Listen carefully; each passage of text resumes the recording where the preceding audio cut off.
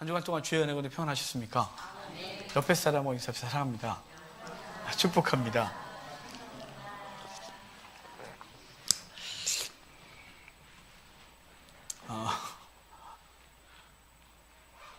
오늘 너무 많이 빠진 것 같은데요. 저쪽도 비어있고 눈 뜨고 나니까 비어있고 그런데요. 하여간 뭐 그들이 무슨 사정이 있는지 모르겠지만 제목이 있습니다. 제목 같이 읽겠습니다. 나를 찬송하게 하려 함이라. 아멘. 오늘 제목이 나를 찬송하게 하려 함이라인데요, 오늘 읽은 43장 21절 말씀이에요. 오늘 우리가 어디서부터 어디까지 볼 거냐면 40장부터 47장까지 볼 거예요. 굉장히 양이 많은 양이에요. 그런데 우리가 여기 이 부분이 되게 놀라운 은혜의 말씀이 있어요. 이사야서가 두 덩어리로 나눠지거든요. 1장부터 39장까지가 심판에 대한 얘기가 주로 이뤄요. 그 죄를 지적하고 심판 얘기하고 그 다음에 구원에 대한 약속을 줘요. 그리고 40장부터 그 백성을 위로하고 그리고 구원에 대한 실질적인 얘기들을 이렇게 40장부터 해요. 66장까지. 그래서 이거 작은 성경이다, 또 복음서다 이렇게 할 정도로 이렇게 신구약을 이렇게 대조하는 것처럼, 신구약의 축소판처럼 느껴져요. 39권, 27권 이런 식이에요. 하여간 40장부터 47장까지 볼 텐데 오늘 주제는 사실은 위로예요. 위로. 근데 주님께서 우리를 위로하시고 그 결과적으로 우리를 통하여 찬송을 받으실 거예요. 그 시작 부분이 위로하라, 내 백성을 위로하라 이렇게 시작해요. 자, 40장 보실래요? 40장 1절 2절입니다. 40장 1절 2절 같이 읽겠습니다. 너희 하나님이 이르시되 너희는 위로하라, 내 백성을 위로하라. 너희는 예루살렘의 마음에 닿도록 말하며 그것에 외치라. 그 노역의 때가 끝났고 그 죄악의 사함을 받았느니라. 그의 모든 죄로 말미암아 여호와의 손에서 벌을 배나 받았느니라 할지니라 하시니라. 아멘. 오늘 시작이 이래요. 위로하라, 내 백성을 위로하라. 뭐라고 위로할까요? 그랬더니 복역의 때가 끝났다고 해라. 그리고 벌을 배나 받았느니라 라고 말해주는 거예요. 자, 지금 옥살이 하고 있는 사람에게 가장 큰 위로는 이제 끝났다겠죠. 군인들이 군대에 있으면 제대하기 얼마 전부터 달력을 지우기 시작해요. 이렇게 X표로 자기가 꼭 안 하고 이렇게 밑에한테 지워라. 그래서 아침마다 외치기예요. 며칠 남으셨습니다. 이렇게. 왜냐하면 그걸 간절히 기다리기 때문이죠. 복역의 때가 끝났대요. 자, 복역의 때가 끝났다고 하는데요, 이 말은 사실은 누구를 보내서 이스라엘 건질 거냐면 44장에 한 인물이 등장해요. 고레스라는 사람을 통하여 그 백성을 건질 거라는 거예요. 그런데 이게 지금 40장부터는 그 위로 구원에 대한 얘기를 하는데 39장과 40장 사이에 엄청난 간극이 있어요. 세월이.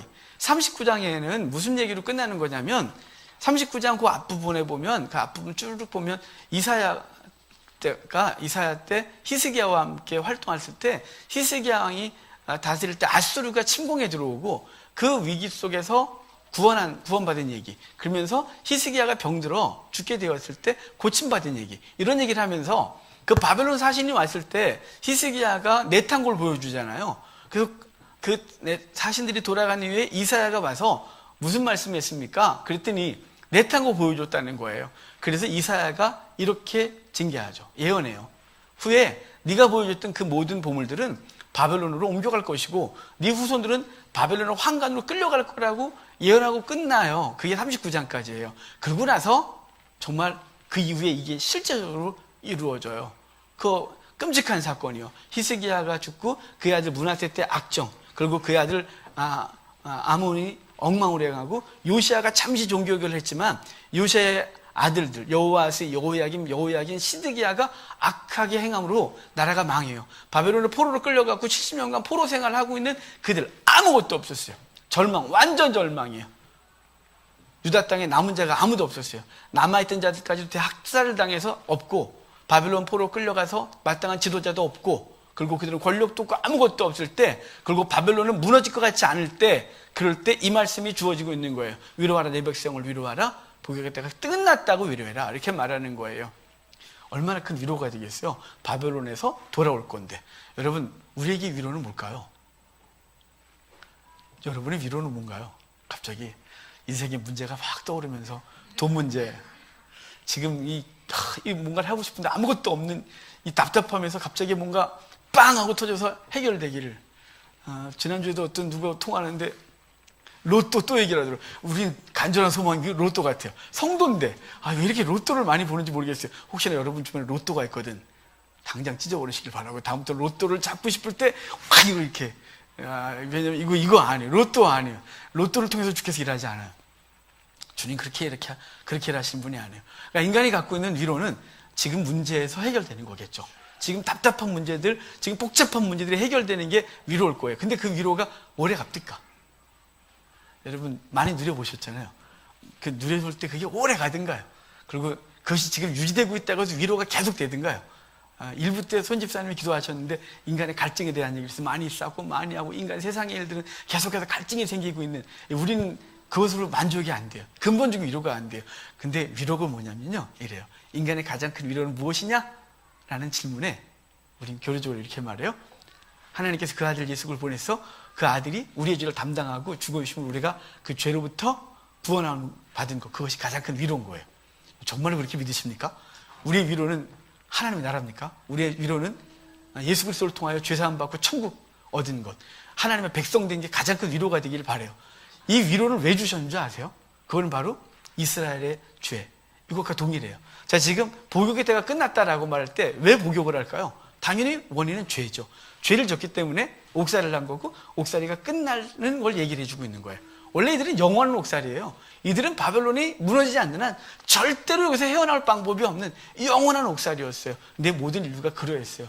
아담과 하와가 범죄함으로 인간은 옥살이를 해요. 사단의 종노릇하는 거죠. 사망의 종노릇해요. 죽음을 두려워하여 사단의 종노릇하고 이 땅의 탐욕의 종노릇하며 썩을 것에 굴복하고, 그것 때문에 제일 끌려가는, 그것 때문에 행불행을 그놈한테 맡겨서 그것들이 좀 생기면 행복한 것 같고 그것이 좀 사라지면 불행하다고 느끼면서 그 땅을 선택하는 어리석은 인생들, 그것은 바로 사망과 죄의 종노릇하고 있는 거예요.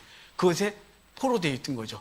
주님께서는 그 포로된 주의 백성들, 그 세상 가운데 사망의 종노릇하고 있는, 옥살이하고 있는 그들을 건지기 위하여 주님은 위로자를 예언하셨어요. 바로 아들 예수 그리스도를. 그래서 여인의 우스로 나서 뱀의 머리를 밟을 걸 얘기를 해요. 여기는 누구를 예언할 거냐면 한 사람, 고레스를 예언해서, 고레스가 후에 와서 이스라엘을 그 복역에서 건져내 본토로 돌려보내게 하는 것이 바로 예수 그리스도가 우리를 그 사망에서 건져내는 거예요. 그래서 히스기야서래요. 히브리서를 좀 가끔 이렇게 전에 설교해도 그냥 나간 적이 있어요. 히스기야서 그래갖고 안 고쳤어요. 뭐 그러려니 하고 다 알아들으려니. 히브리서에도 사망, 죄의 종노릇하고 사망을 두려워하는 자를, 우리를 건지기 위하여 그분께서 육신을 갖고 이 땅에 오셔서 친히 죽어주심에 대한 얘기를 해주고 있는 거예요. 사망의 종노릇한 데서 건져내시는 놀라운 은혜, 그것이 바로 우리 가장 큰 위로인 줄 믿으시길 바랍니다. 그 죄 때문에 생긴 것이 죄 위로에 대한 예언이었고, 예수 그리스도가 이 땅에 오셔서 우리를 사망에서 건져 영원한 나라로 이끄신 그 위로가 있는 거예요. 여긴 이스라엘 백성의 죄 때문에 그들은 바벨론 포로로 끌려갔고, 하나님은 고레스라는 예수 그리스도의 예표적 인물을 보내서 그들을 본토로 돌려보내 그 나라를 회복시키는 놀라운 은혜를 입게 했다는 사실입니다. 오늘 사실 이 한마디가 우리가 하고 싶은 얘기를 다 하고 있는 거예요. 오늘 해야 될 얘기를 다 한 거예요. 그분께서 우리의 진정한 위로자다, 이 말이에요. 자, 6절, 7절, 8절 좀 볼까요? 40장 6절, 7절, 8절 같이 읽겠습니다. 말하는 자의 소리여 이르되 외치라. 대답하되 내가 무엇이라 외치리까 하니, 이르되 모든 육체는 풀이요 그의 모든 아름다움은 들의 꽃과 같으니, 풀은 마르고 꽃이 시들면 여호와의 기운이 그 위에 불미라. 이 백성은 실로 풀이로다. 풀은 마르고 꽃은 시드나 우리 하나님의 말씀은 영원히 서리라 하라. 아멘. 놀라운 얘기예요. 주님께서 그러는 거예요. 풀은 마르고 꽃은 시드나 여호와의 말씀 영영이 서리라. 이 말씀이 왜 주어졌을까요? 이스라엘 백성들이 갖고 있는 기대감 때문에 그래요. 기대감이 없어요. 왜 없냐면 뭐가 있어야 기대를 하죠. 회복될 기미가 아무것도 없는 거예요. 바벨론을 포로로 끌려갖고 아무것도 없고, 유다 땅은 비어있고, 거기에 남아있는 사람들도 아무도 없고, 오랫동안 바벨론 포로로 살면서, 노예로 살면서 갖고 있는 건 아무것도 없고, 권력도 없고, 아무것도 없고, 자기를 도울 자도 없고. 그러니까 위로자가 가서 여러분 복역의 때가 끝났습니다, 주님께서 여러분을 본토로 돌려보낼 겁니다 라고 할 때 뭐가 있어야 그렇지, 뭐 대충 그럴 거 아니겠어요? 그런데 그럴 기미가 아무것도 없는 거예요. 그래서 그들에게 말하는 거예요. 풀은 마르지, 그 꽃은 시들지, 하지만 여호와의 말씀 영영이 영영이 선단다 라고 말해서 이 땅의 모든 것들은 변하지만 하나님이 말씀하신 건 반드시 열매를 맺는다, 반드시 이루신다라고 말하는 게 여호와의 말씀은 영영이 설이라 이 말이에요. 근데 거기 그 직전에 뭐라 그래요? 풀은 마른다, 이 백성은 푸르르다 이렇게 말하죠. 구원의 근거가 사람에게 있지 않다는 거예요. 구원의 힘이 사람에게 있지 않은 거죠. 사람은 시들어요. 언제나 푸르른가요? 지난 한 주 푸르르게 사셨습니까? 예전에 한 20여 년 전에 우리 사역 성도들이 멋지게 했던 기도가 있어요. 그리스도의 푸르고 푸르는 계절이 멋있잖아요. 성도들의 푸르고 푸르는 삶이 여러분 가운데 있길 바라는데 일주일 동안 성령으로 충만하여 정말 푸르는 삶을 사셨습니까? 그 성도의 영광의 꽃이 아름답게 핀 정말 지나는 주간은 정말 하나님의 영광 가운데 살았다. 그렇게 됐을 줄 믿어요. 그런데 넘어진 사람들 있지 않겠어요? 동풍이 확 불어와서 말려갖고 누렇게 떠 누래갖고 이게 성도인지 아닌지 헷갈리는, 생명이 있는지 없는지도 헷갈리는 성도의 삶을 살아가는 사람은 있지 않겠냐 이 말이에요. 여러분 만약에 주님께서 우리의 삶의 근거에서 구원에 대해서 논하신다면 저와 여러분은 소망이 없어요. 왜냐하면 푸른 날이 별로 없어요. 푸른 것 같은데 돌아보면 또 엉망이고, 저 앞에 기도할 땐 그래 좀 풀어지신다 싶다가 현상에 딱 간 그 순간 곧바로 현실 앞에서 환란이라는 동풍, 걱정이라는 동풍이 확 몰려오니까 그 앞에서 누래져 갖고 생명은 있는지 없는지 헷갈리는 성도의 삶을 살아가고 있는 우리는 구원의 근거를 우리에게 두는 순간 끝나요. 너희는 풀이다 이렇게 말하는 거예요. 너희는 풀이다. 그래서 너희는 마른다. 너에게 근거가 없다. 난 아니다. 내 말은 영영이 선다 라고 말해서 여호와께서 말씀하셨고 그 말은 반드시 성취되는 거예요. 아담과 하와의 범죄를 통하여 그들을 심판하시면서 여인의 후손을 예언하시고, 그리고 현상으로 여인의 후손이 와서 어떻게 할 것인, 그 뱀의 머리를 밟을 것이라고 말해놓고 그들의 수치를 가리기 위하여 양을 잡아 그 거짓옷으로 그들의 수치를 가려주는 사건을 통하여 그리스도가 어떻게 오실지, 그분은 사단의 세력을 어떻게 멸하실지, 우리를 어떻게 건지실지는 예언을 해줬어요. 그리고 그것은 계속해서 창세기에서 출애굽기에서 레위기에서 모든 성경에서 지금 오늘 본문까지도 예수 그리스도를 계속 예언했고, 그분이 예수님이 오셔서 우리를 건지신 놀라운 일을 벌이는 거예요. 그분이 말씀하셨고 그분이 성취하시는 거예요. 인간은 풀이라서 시들지만 하나님은 그 말씀은 시들지 아니하고 영영이 선다라고 말씀해서 반드시 열매를 맺을 것을 말씀하고 계시는 장면이 오늘 이 본문인 거예요. 여러분의 구원은 취소되지 않습니다. 왜냐하면 우리에 근거하지 않기 때문에 그렇습니다. 우리에게 근거하면 충만할 땐 구원받은 것 같다가 넘어져 있으면 내가 구원받을까라고 생각해서 넘어지는 어리석음을 갖기 때문에 시작도 우리가 한 것이 아니고 진행도 우리가 하는 것이 아니고 결론도 우리가 맺는 것이 아니라 그분이 시작하셨고 그분이 진행하시고 그분이 열매 맺는다는 사실을 기억하시길 바래요. 이 말씀이 뭐냐면 그분의 말씀은 영영이 선다라는 말씀인 것이에요. 12절부터 이래요. 누가 손바닥으로 바닷물을 헤아렸냐? 13절은 누가 여호와의 영을 지도했냐? 14절은 그가 누구와 더불어 의논하였으면 누가 그를 교훈하였느냐? 이렇게 해서 26절까지 40장 26절까지 누가 계속 이런 얘기를 해요. 이 말은 뭐냐면 누가 하나님을 대신할 수 있겠냐 이 말이에요. 자, 그래서 26절 읽어봐야겠죠. 26절 같이 읽겠습니다. 너희는 눈을 높이 들어 누가 이 모든 것을 창조하였나 보라. 주께서는 수요대로 만상을 이끌어내시고 그들의 모든 이름을 부르시나니 그의 권세가 크고 그의 능력이 강함으로 하나도 빠짐이 없느니라.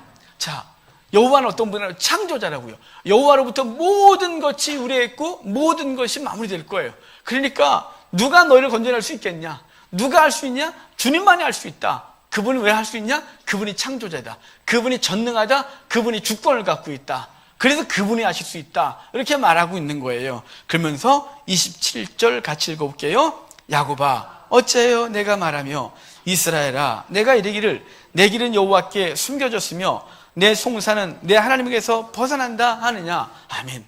너무 절망이 사람들이 하는 얘기인 거죠. 여러분 이럴 때 없나요? 기도하다가 하도 응답이 없으면 주님이 내 기도 들으시나? 내가 부르짖는 거 듣기나 하시나? 나를 돌보고 계신 거 맞나? 정말 주님이 날 기억이나 하고 있는 거야? 내가 하나님 앞에 헌신하고 수고했던 거 알고나 있어? 라고 묻지 않겠어요? 여기 그거예요. 이스라엘이 그렇게 말하고 있는 거예요. 네가 어째 그러고 말하고 있냐? 네의 삶은 숨겨졌다고 말하고 네 송사는 하나님 앞에 가려졌다고 말하고 너 왜 그러고 있니? 이렇게 말하고 있는 거예요. 너무 고통이 오래되면 그러는 거예요. 절망이 오래되면 그러는 거예요.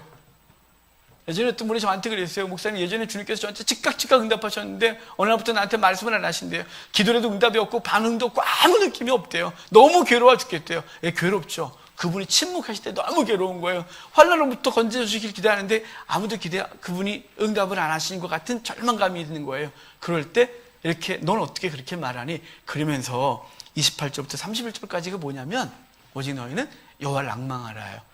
소년도 달려가고 넘어지고 장정도 쓰러지고 자빠지지만 여호와를 앙망하는 자는 독수리가 새임 얻어 날개 졸라한 같이 올라갈 거래요.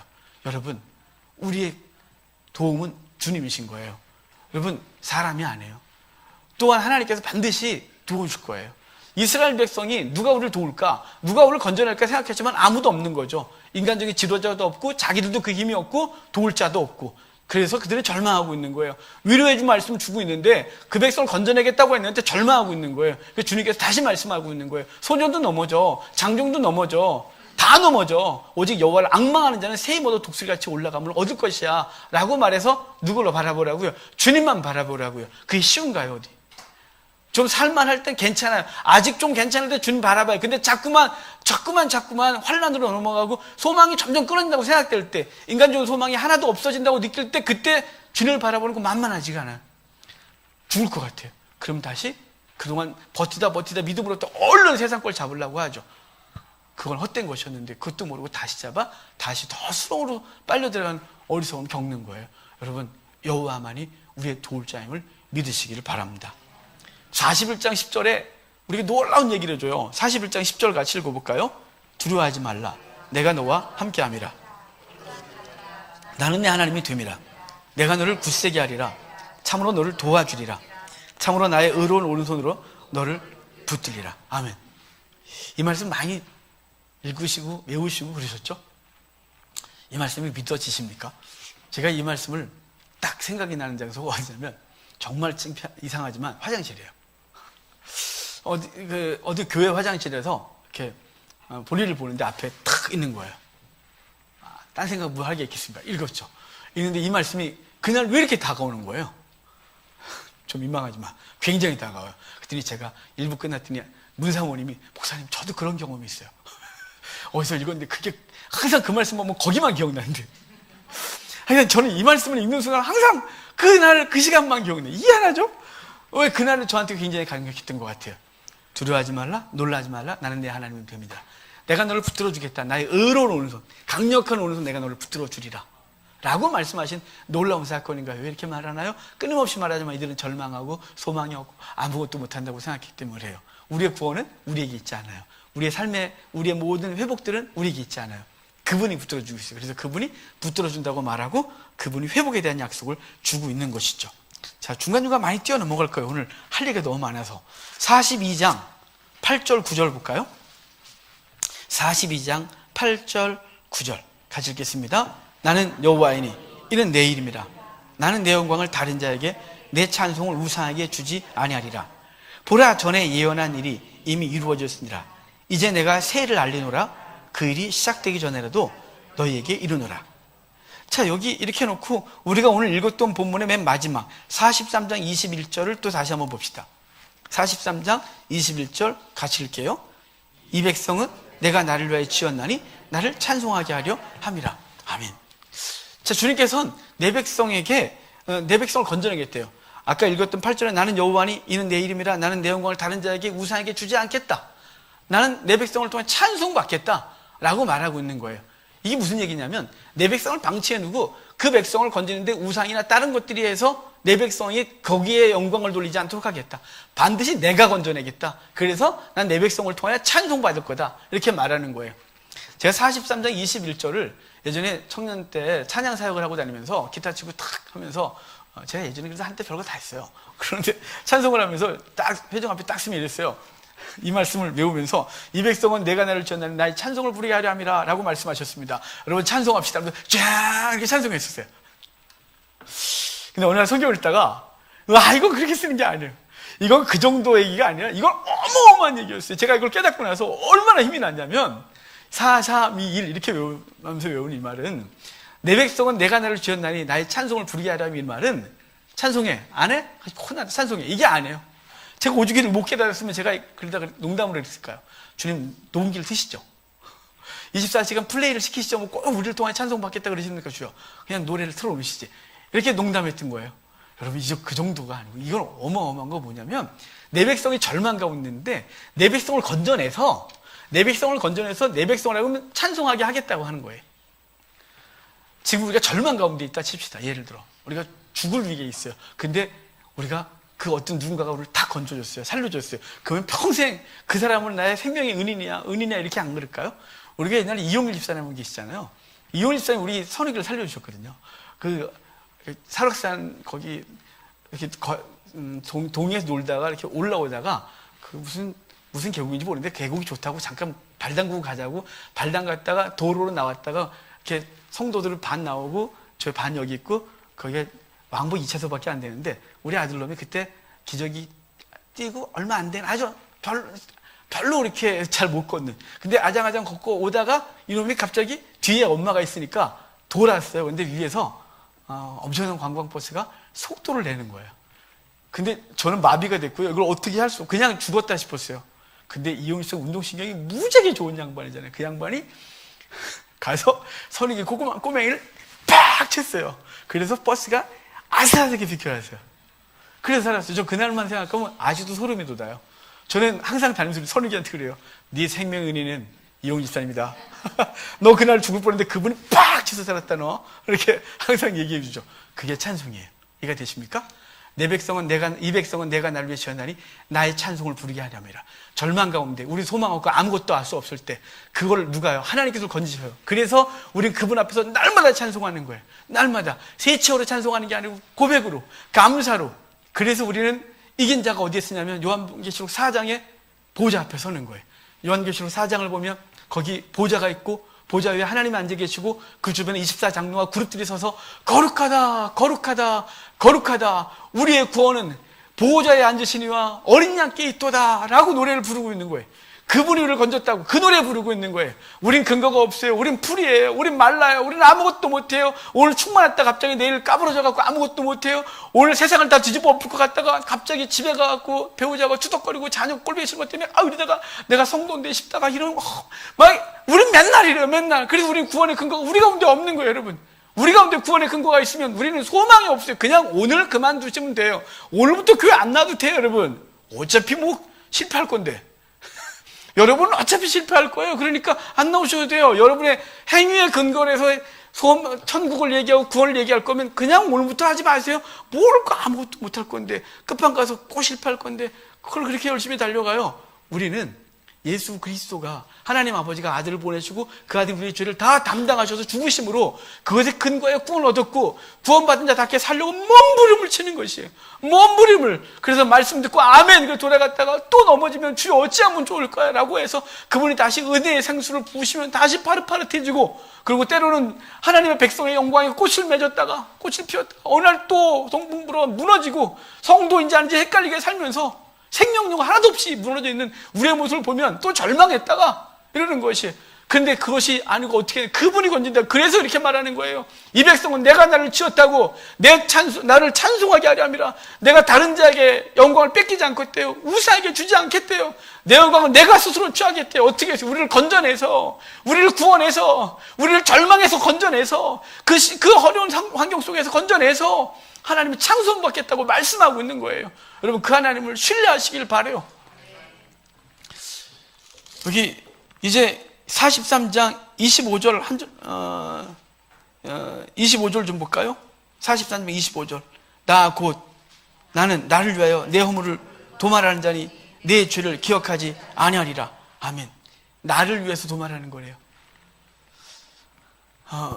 우리가 하나님 앞에 건진받은 것이 우리가 온전해서, 우리가 천국 백성 된 게 죄가 하나도 없어서 그렇게 된 게 아니에요. 속지 마십시오. 회개하지 않은 죄는 회개하지 않은 건 지옥 갑니다. 속지 마십시오. 이미 우리는 예수 그리스도가 우리의 죄를 담당하셨고 그분을 믿음으로, 그것을 믿음으로 이미 우리는 구원을 받은 거예요. 회개하지 않은 것 지옥 가면 여러분 지옥 가셔야 돼요. 여러분 기억력이 그렇게 좋지 않으세요? 전날 무슨 짓을 했는지 다 기억하셔요? 아침에 눈 떠서 오늘 아침까지 교회 올 때까지 무슨 짓을 했는지 기억하셔요? 기억 못 하세요? 왜 제가 왜 이렇게 잘하냐면 제가 수도 없이 고민했거든요. 저는 주님 빨리 가야 됐기 때문에 빨리 가고 싶어갖고 죄를 다 회개하고 모든 걸 끊어내려고. 근데 죄가 기억이 하나도 안 나는 거예요. 모르겠는 거예요. 그래서 오죽하면 이렇게 기도했을까요? 알고 지은 죄 모르고 지은 죄 다 용서하소서. 근데 미치겠는 거예요. 찝찝해서. 여러분, 우리는 없어요. 우리에게 삶, 행위의 근거에서 구원을 말하면 안 되고요. 그렇게 말하는 순간 그도 구원을 받을 소망이 없는 거예요. 우리 인간은 소망이 없어요. 오직 그리스도께만 있어요. 그래서 그렇게 말하는 거예요. 내가 나를 위하여 내 죄를 도말한대요. 나 때문에. 왜냐하면 내가 너를 내 백성이라고 일컬었고 내가 너를 샀대요. 예수 그리스도의 피값으로 내가 너를 샀기 때문에 나를 위하여 너의 죄를 도말하고 그래서 내가 내 구원을 완성할 거라고 말씀하고 있는 거예요.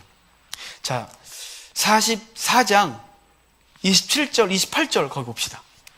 44장 27절, 28절 같이 읽을게요.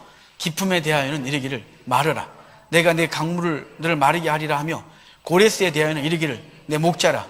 그가 나의 모든 기쁨을 성취하리라 하며 예루살렘에 대하여는 이르기를 중건되리라 하며 성전에 대하여는 내 기초가 놓여지리라 하는 자니라. 아멘.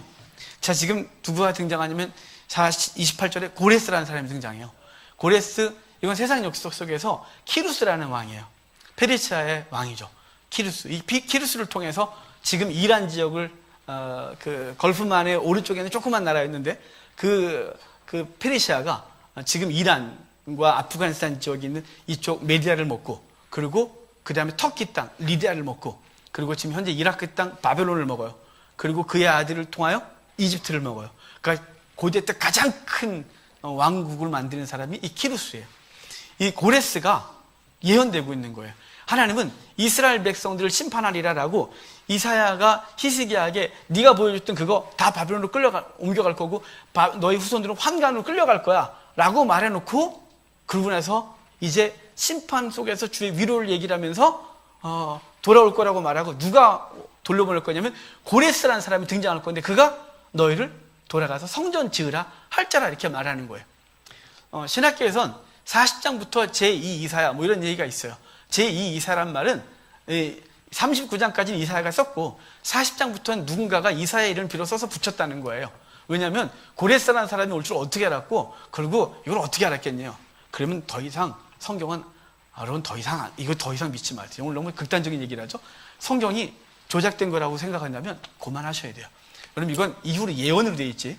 그러면 이 사람이 이렇게 말해야죠. 고레스라는 사람이 오셨다. 그가 와갖고 우리 민족을 돌려보냈다. 그가 우리에게 성전 지으라고 명령했다. 이렇게 말해야 되는 게 정직한 거죠. 근데 이미 왔으면 이거 보고 있으면서 그가 그렇게 할 거다. 그가 성전이 지어지리라 할 거다. 라고 말한다면 이거는 거짓말한 거예요.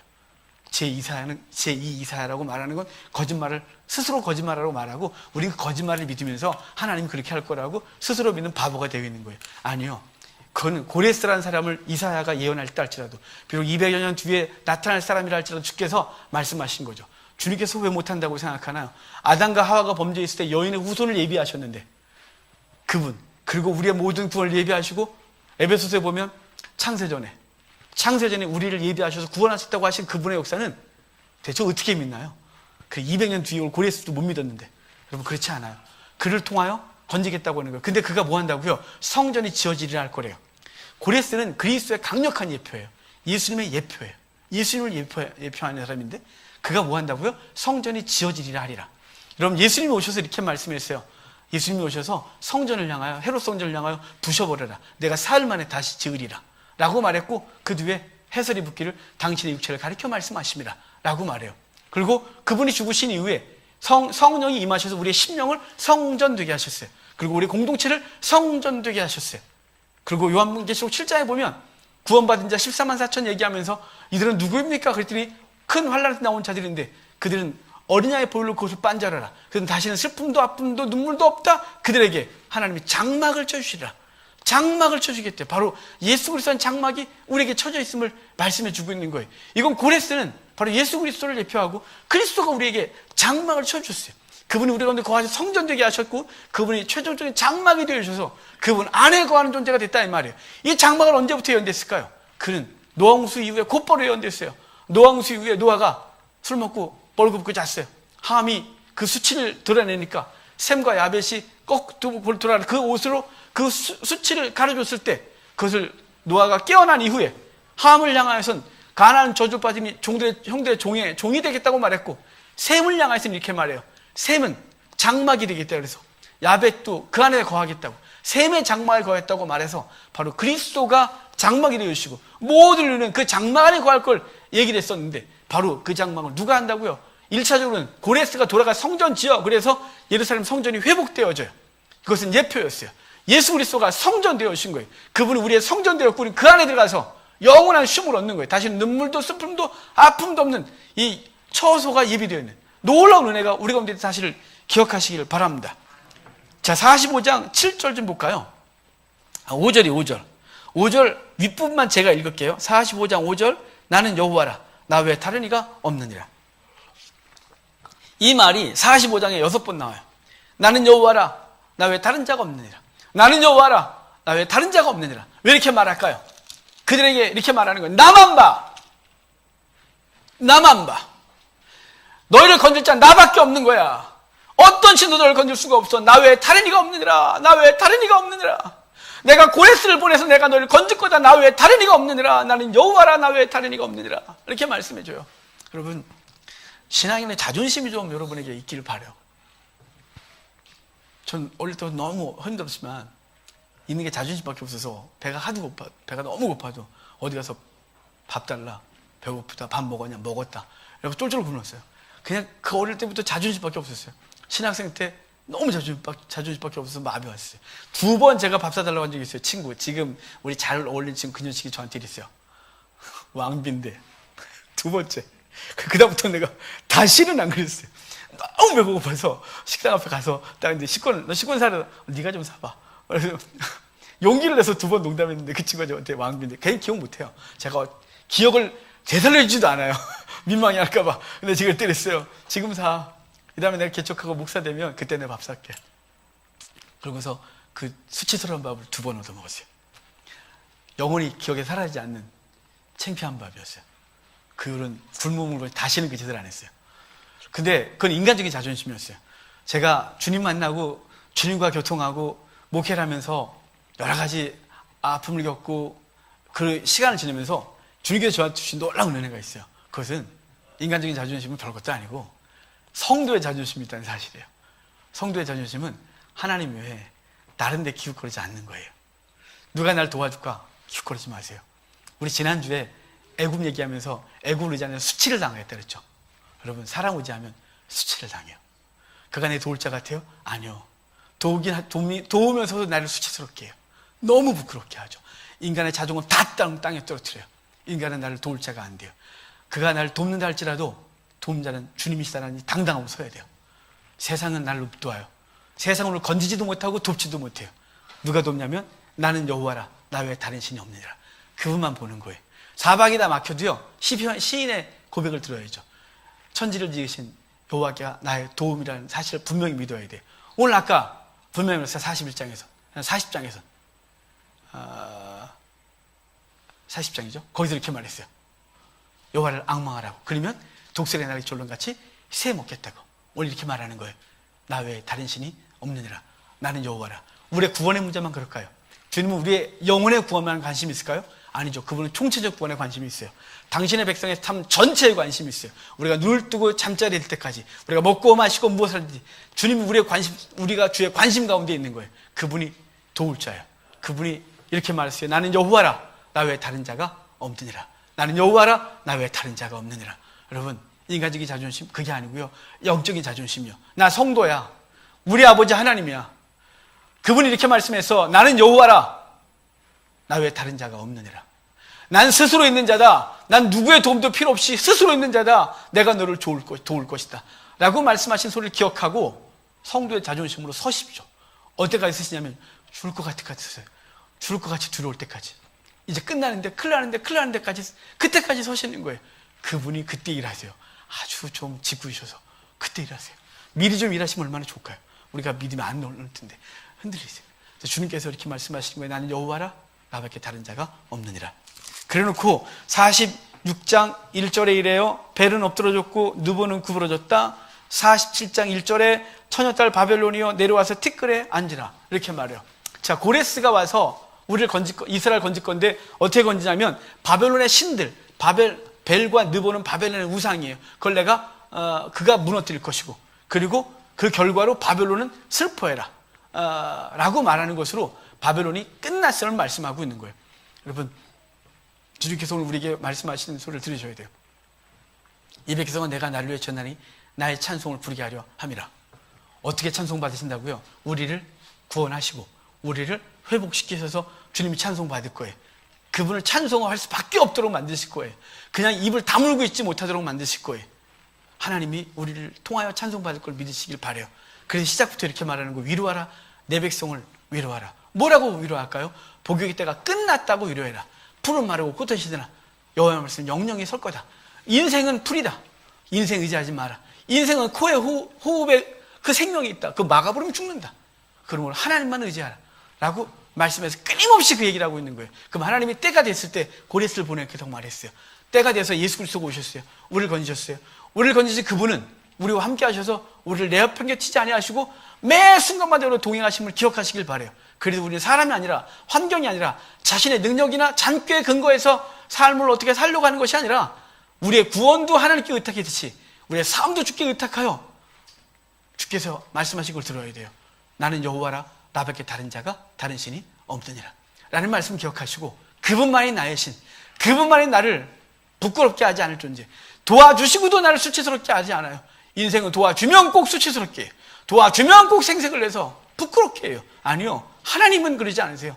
여러분, 하나님만 바라보시고 당당하게 성도의 자존심 갖고, 그래, 그분이 나를 찬송하게 하실 거야 라는 마음으로 영혼이 이미 구원받아 찬송받고 계시지만 삶 속에서도 그분께서 우리의 도울 자 되심을 믿으시고 그분에게 의탁하고 살아가는 저 여러분들에게 주의 이름 축복합니다.